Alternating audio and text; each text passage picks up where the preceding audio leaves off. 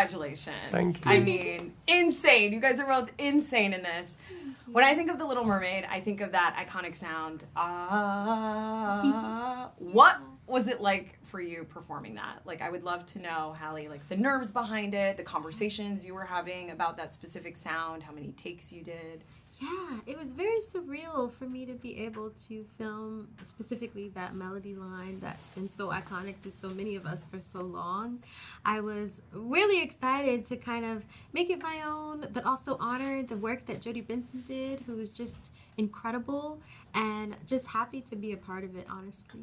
How many like takes did you do, and were you nervous at all, like going in? I think it was quite a few takes. No, it wasn't. It was like one.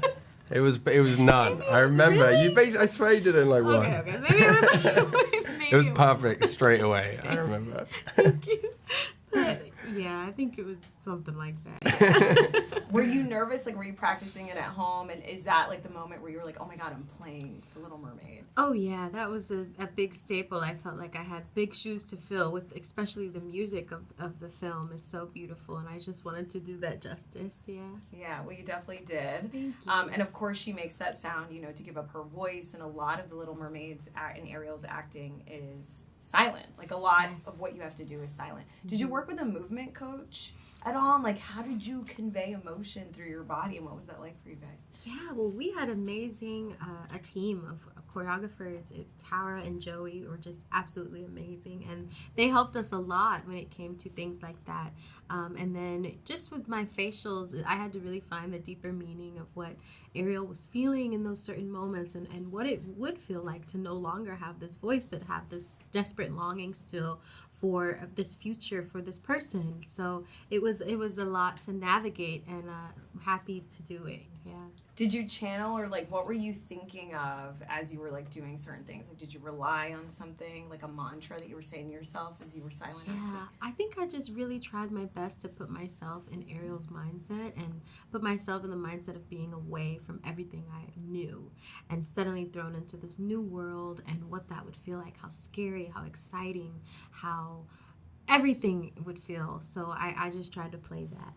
And obviously, like, the chemistry between Ariel and Prince Eric is just like the most delicious out of any Disney animated couple, as you guys know. What did you guys do offset to sort of build that chemistry and really bring that to life in the live action? Yeah, I mean, I think it happened pretty quickly. I think Halle was, the first time I met her was at the screen test. She was so kind to me, very supportive. And then from the first day of rehearsals, it was easy. I mean, we became friends really quickly, and I think what's nice about this version is that we really, I think, feel that friendship on screen. I think it's something really deep. Of course, the romance is there, but I think they find each other funny, and they teach each other things, and I think we brought a lot of the stuff that we share off screen into the film. Nice. Did you guys get a chance to like hang and sort of bond offset before like shooting it all? Or? Oh yeah, definitely. It was so much fun to be able to have kind of like a partner in crime to do this with, because this was so new for me. I had never done anything like this, and the fact that me and Jonah were both taking on such bigger roles than we have ever done was really like a bonding experience on its own. So we would talk about it a lot before, try to figure out our best ways to do it, put our best performance forward, and just having that friendship, I think, really helped us both. And I tried to show you around London a bit. We went for a few meals and stuff, so yeah. Did you guys get any kisses, do's, and don'ts? Like, I'm always curious when I'm watching like a Disney prince and princess kiss on screen. Like, it's so delicate and so graceful, and I'm like, I wish I looked like that when I was kissing. Like, do you guys get any kiss, do's, and don'ts? Did we? I can't remember. We didn't really get told anything. No. I think they really they didn't tell us anything. They were like, okay, just go, right? Yeah, although I remember one quite funny thing, which is that it was during COVID. And at the time, we still didn't really know exactly what was going on with it and how to deal with it. And so there was a lot of separation a lot of the time. You had to be quite careful. Obviously, for a kissing scene, we couldn't do that. I remember they came and gave us like Listerine mouthwash. Yeah. Do you remember? As if that was going to kill the COVID, just in case we were going to pass it to each other through that. Either that or they thought I had bad breath. I don't know. But hopefully they did that I mean, I was going to say, I didn't get any Listerine. I'm just joking. Wait, that's amazing. I saw you there. Like, yeah. Great, that's hilarious. What was, I also had to ask you, Halle, about the dingle hopper, because it's my favorite thing ever.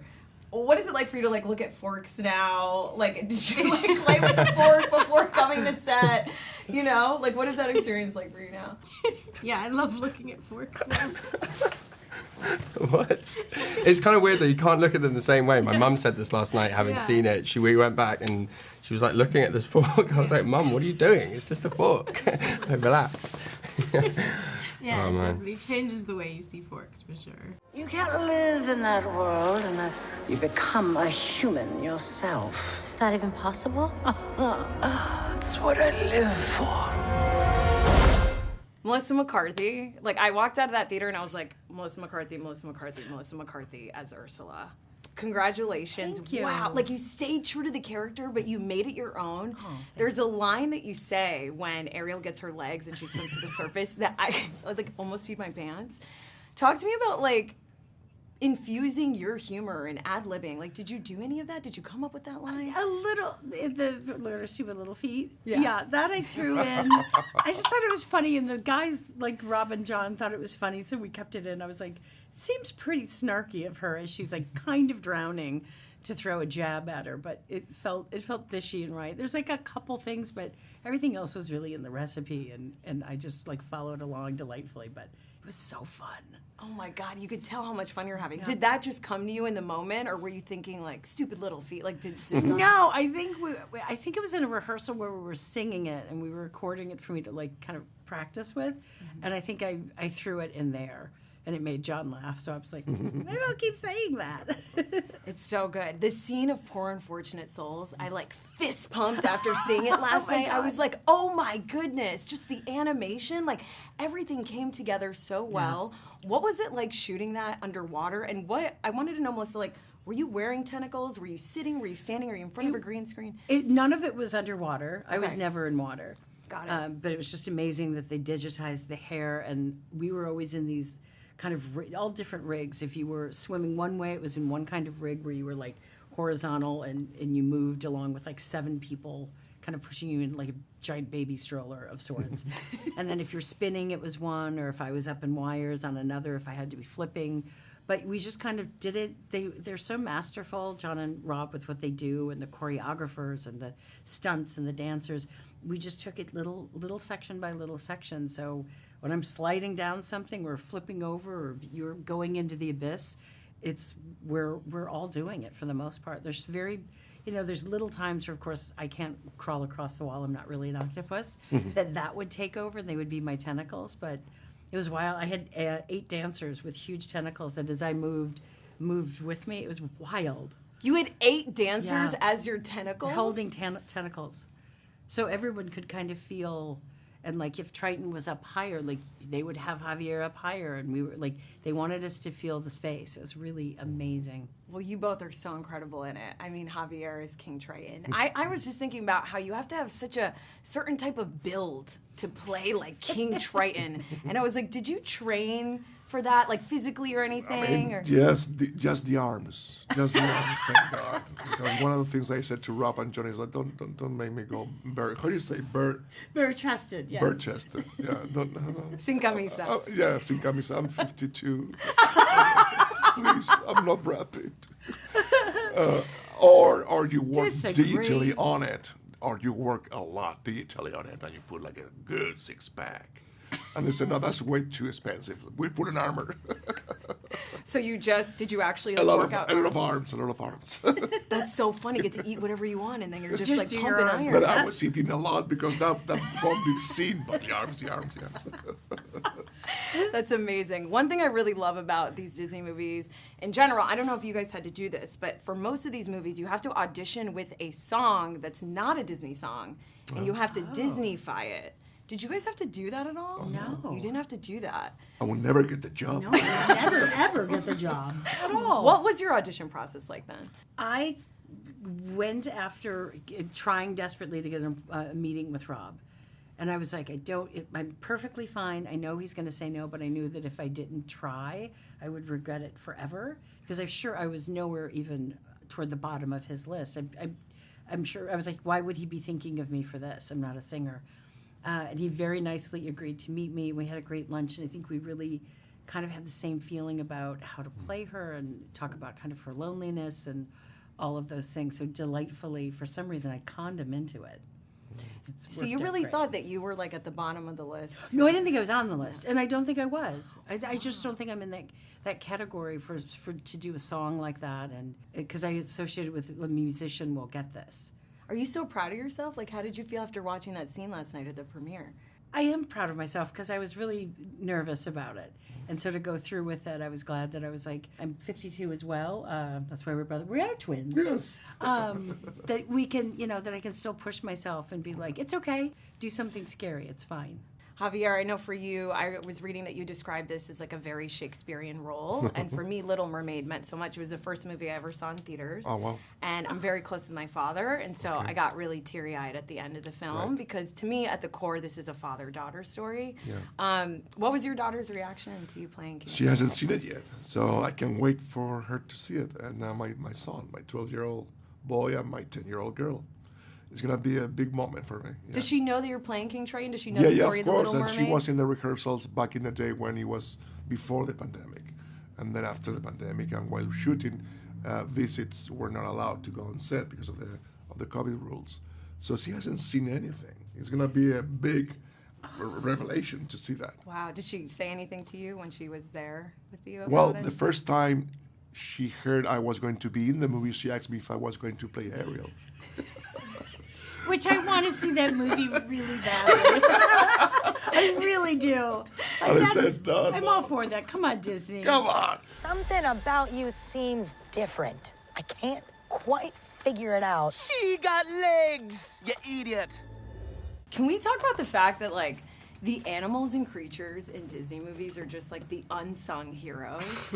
Like, who would Mulan be without Mushu? That's or, like, true. Hercules That's true. without Pegasus? It's like these characters rely on Flounder and Scuttle and Sebastian to really, like, hype them up in moments of doubt. So if you guys could ad-lib lines for people experiencing doubt or maybe nervous to go in for that kiss, what would you say to them?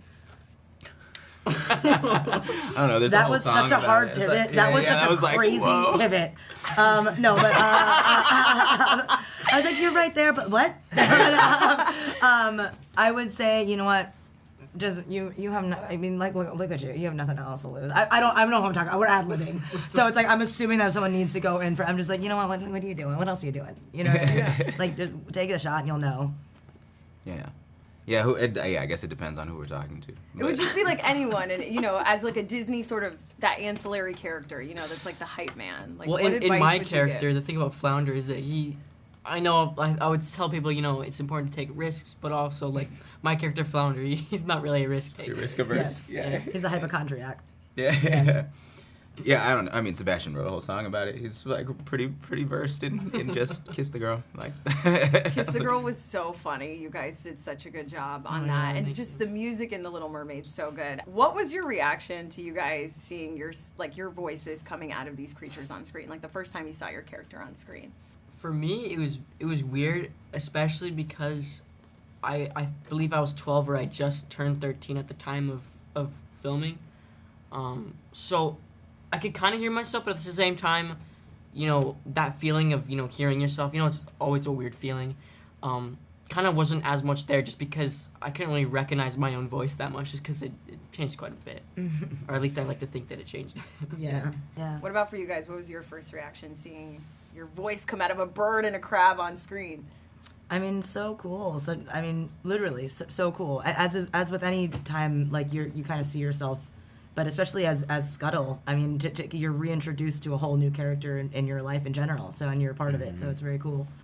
Yeah, I do a lot of animation work, but this one was special. So like, it was nice that it was like a vocal choice. Like so a lot of times you do animation and people are like, really want you to be as natural and as close to yourself as possible. But like we got to spend enough time with these characters that we really got to develop voices for them, and that for me was super fun to watch that.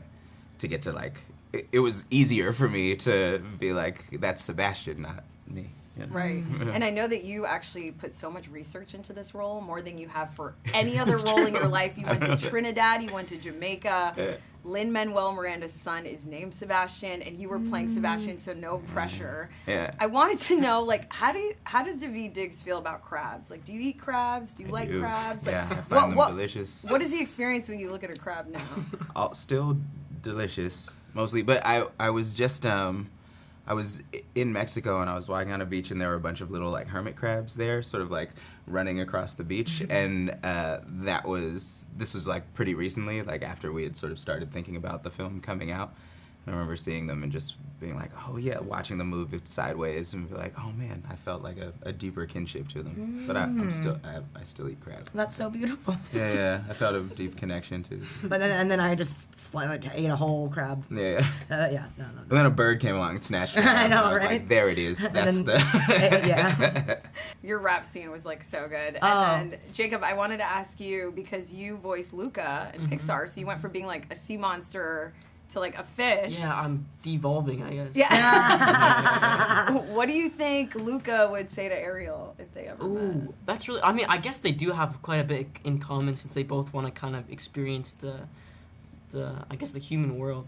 That's a really good question though. I think that he would probably just share some words of encouragement, I guess, to follow her dreams, I guess, and I'm sure they'd be good friends, obviously. Yeah. I admit that in the past I've been a nasty. They weren't kidding when they called me, well, a witch. But you'll find that nowadays I've mended all my ways. Repentance in the light and made a switch. True. Yes. Alan Menken, on behalf of like every 90s child that had a Little Mermaid comforter, I just want to thank you for creating the soundtrack to our childhood. You're welcome. And I know there's a rumor out there of like Walt Disney being frozen or something, and I'm like, is that the plan for Alan Menken? Like, what's the Disney insurance policy We're gonna here? freeze me. Like, you must be protected at all costs. Oh, well, the music will live forever, and you don't need me for that. It's truly remarkable, like what you've done. I mean, you've made the music literally to our childhood: The Little Mermaid, Beauty and the Beast, Pocahontas, Aladdin. What do you consider to be your magnum opus? Maybe Hunchback. Why Hunchback? Well, Hunchback is just the most emotionally complex and adult in the issues that it deals with. Plus, it's the most sophisticated in terms of pulling on classical, romantic classical themes and the liturgy of the church and all. But they're also different. Mermaid is so innocent and so almost naive in its simplicity, and it's just disarming for people. And then when you get to Beauty, it has more texture, again, it's a little more classical and closer to some of the early Walt in terms of those colors.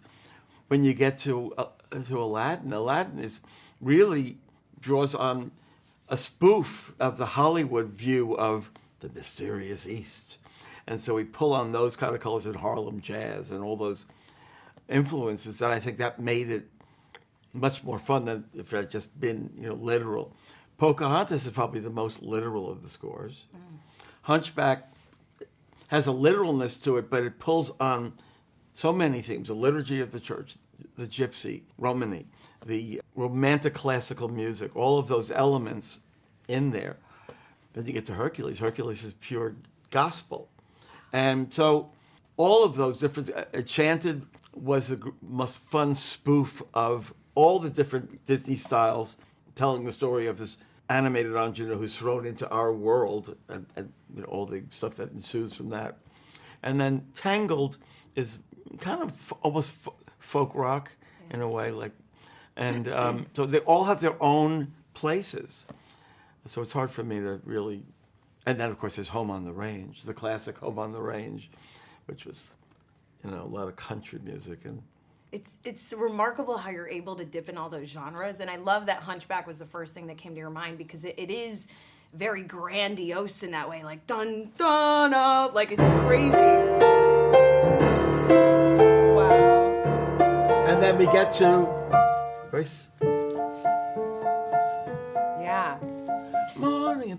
But what's interesting, Alan, is you juxtapose it with the simplicity of Little Mermaid and how this was the first film that you had ever composed. And it's almost like the more simple, the harder, right? When I think of Little Mermaid, I think of, like, tell me about creating that moment. The water flowing, right? And the sense of mystery under the sea. And also, yes, her voice. And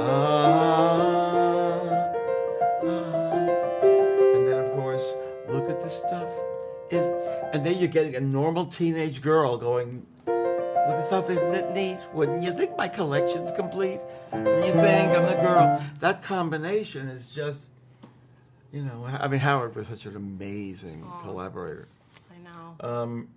So all of those colors, yes, and the decision to have Sebastian be a Caribbean crab as opposed to a stuffy English crab was huge. So thus you have that kind of very rhythmic, the sea beat the always cleaner, and you want to you're taking advantage of the characters also, that both the stiffness and romanticism of Sebastian, the court composer. So he's got that. He wants to be respected, and he wants to be serious, but he's also so endearing. And all these influences dictated the score more than anything else. Little Mermaid really was our follow-up to Little Shop of Horrors. I know. I remember you went from there, and then you did film. But it's. I'm just so enamored hearing you pontificate on where you pull the influences from, like their personality, right? You're like, Sebastian's endearing, so then you make that sound. So you make this masterpiece. And now we have a live action. Yeah. When you get the call that they're doing a live action, does that make you nervous? Or are you like, oh my God, this is my masterpiece? Tell me about infusing rap into this version of The Little Mermaid and what those conversations were like. That was just a matter of me. I created actually a Caribbean piece of music, but I can't even play it for you, but a lilted Caribbean piece of music that's underneath, and I thought Lynn would set those lyrics, and he went off and he rapped over them, and it was like, oh my God, incredible. It was just serendipity. But that's, you're you're not playing tag, but you're kind of going back and forth between two collaborators. I add something, he adds something, we react to each other. I mean, Lynn working with you is such an outer body experience for him because your music and The Little Mermaid literally set him on the trajectory to be who he is. Like, I was talking to Stephanie Beatrice from Encanto, and she was telling me that he uses Little Mermaid as a shorthand. He's like, this is your Ursula moment. As creatives, for you and Lynn, I think people often think when you're a creative, you have good ideas all the time, and that's not true. What space do you create? Where are you recording? What is the setting where you let creativity flow through you? Well, anywhere I go, but I have a studio upstate New York, and Lynn comes up and worked with me there. First, we had meetings at Rob's apartment, and we dissected, the new book, the new treatment, where the songs would go, and then where the new songs might go. And we discussed each of the song moments. We knew we wanted something for Prince Eric to sing, both about the girl, but also about his love affair with the sea and these uncharted waters that he wanted to explore, the uncharted part of his life, and of course her life too. And then for the first time, when she's finally on land, I gave him a piece of music that was very lilting. It was actually a variation of something that's in the first movie.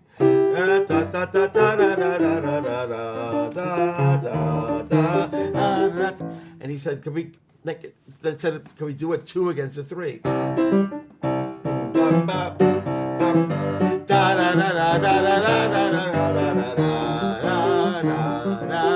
So you have that rhythmic rub that was very much the result of this particular collaboration. Wish I could be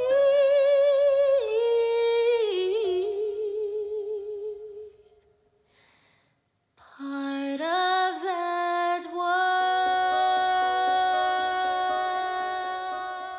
Rob, you killed it. Congratulations. Thank you on the so much. film. Well, listen, I thought about you and people like you when I was making it. Well, it means so much to people. people grew up on this film. You know, I'll say to someone, you know, they'll say, "What are you doing?" I say, "Well, I'm directing The Little Mermaid." "Oh, that's my favorite, you know, when I was a kid," or "That's my favorite, you know, my child's favorite," or my what. I mean, it's says everybody has a deep connection to it in some way. I think it was because it was the one that people watched over and over and over again, you know? It was the first movie I saw in movie theaters. Wow. Yeah. And Wow. getting to spend 7 minutes with Alan Menken, I was like, this is what 7 minutes in heaven is Wow. like. But let's talk about you, because you are the man of the hour. You have directed so many things. Mary Poppins, Chicago, Pirates of the Caribbean, and you said that this was the most challenging thing you've ever done, because no one's ever shot a musical underwater before. No, it was crazy. What was it like shooting those underwater scenes? I was reading that the actors were on wires and things called like tuning forks and Yes. teeter-totters, and I was hoping you could like paint that picture. I like, love that you to know all us. that already. This is Yeah. exactly what you know. What we did is exactly what you're saying. I mean, the crazy thing was we had to design it all in advance, because we can't just walk in and say, well, we're just going to do this. I had to communicate the shot and how and what we wanted the actors to do to the camera team, but also to the stunt team. Every actor had like 8 or 9 people moving them around. So they would literally, because they were, you know, they'd be on these big crane arms, and they and had to be timed to music, had to be timed to dialogue, that kind of thing. And it was sometimes, you know, I would call action. They would be on some kind of apparatus, and then I would say cut after 2 lines, and we put them on a different like rig. Like now you have to be on wires to do this move. So it was all done in these pieces, and the only way we were able to do it was literally in rehearsals. We did it on our feet first and found the scene, so you could play the scene and know what the scene was before we put everybody up in the air. But the crazy thing is, you know, after we did it all, I mean, they're wearing wig caps, and because all of the hair is added digitally. The costumes, most of the time, they're just wearing like a suit with tracking marks. And so everything is added afterwards. It's all designed in advance, but it's all added afterwards. The water, the backgrounds, the fish, you know, everything, all of it. And but I have to say that the most important thing when I was working on the film, do not let the technical aspect of this movie lead it. It has to be about story. It has to be about character. It has to be about acting. You have to feel for these people so you care about them. Otherwise, why? Why do it, you know? Wow, the way you were just describing that, I was just picturing 8 people around each actor. Melissa was telling me that 8 people were her tentacles. Yes, and it sounds they were. like Bugsby, like Berkeley. It is It's like- Bugsby. I love that you know who that is. Of and course, what that I is. watch it all the time. But that's exactly right. Did you feel like you were doing that? And I also read, I have so many questions, that Under the Sea was the hardest and challenging, and I wanted to know why Very hard. that was. Well, with Under the Sea, the reason it was the hardest because it's the big production number of the piece, but there's one live actor. So how do you do that? So I actually took a page out of the playbook of Walt Disney. He had worked with the Ballet Russe when he created Fantasia, a ballet company, because he needed the animators to work with some kind of form to sketch something. So I thought that's a brilliant idea, and I brought the Alvin Ailey Foundation over to London to work with them to create this number. And so they were replicating all these sea creatures, and so the animators, our CGI animators, had their bodies to work from. And we had chosen all of the creatures in advance. So, you know, here you're playing a limpet, and here you're playing a feather starfish, and they would try and recreate their moves. And so that we could use those moves and to give to the artists so they could sketch it. Because we had to design with John DeLuca and our choreographers, we had to design a massive production number. And it was the most insane thing we've ever done, but it was. That's why I'm most proud of that, for sure. I'm proud of you. You should be proud of yourself. That's so cool. That reminds me of the footage that you see of the gospel singers in Hercules. Yes. And how they had all their dancers come in, and the animators, went off that. Can you release this footage to me? Like, can you send this to me? Because I would love to see that. Well, you know what? That's so cool. There's a featurette just on Under the Sea and how we built it, so you'll absolutely see that. It's really cool. I mean, part of me last night actually wanted to sort of just run for everybody one scene so they could see what we actually filmed before everything was added. Okay, well, if you need anyone to come and if you need any 90s kids to come and, just watch that. The best part of Little Mermaid for me is the Easter eggs. Seeing Mickey and Donald and Goofy at King Triton's concert in the animated version, or Mr. Limpet. Like, that was so cool. Oh, I love that. Talk to me about putting Easter eggs in this film and what fans can look out for. Well, there were little bits and pieces. I mean, we had some on the set, because John Meyer, our production designer, is a massive Disney fan. So, like, for instance, I have to actually look and see if you can see it in the film. It was definitely on the set. Like, there was a rope that was like on the ship that was literally like a Mickey. Like literally a rope like that. So I have to actually examine and see if there's but it was all there on the set. I mean, I guess our biggest kind of Easter egg is probably I guess I'll say the original Ariel, Jodie Benson, has a cameo, and that was because, listen, she's an old friend. I mean, I directed her in the 90s. Wow. Early 90s, and she's just so great. She's just such a warm, wonderful, beautiful person, and so supportive. So that was exciting to have her, and no one was more excited than Halle. She was out of her mind.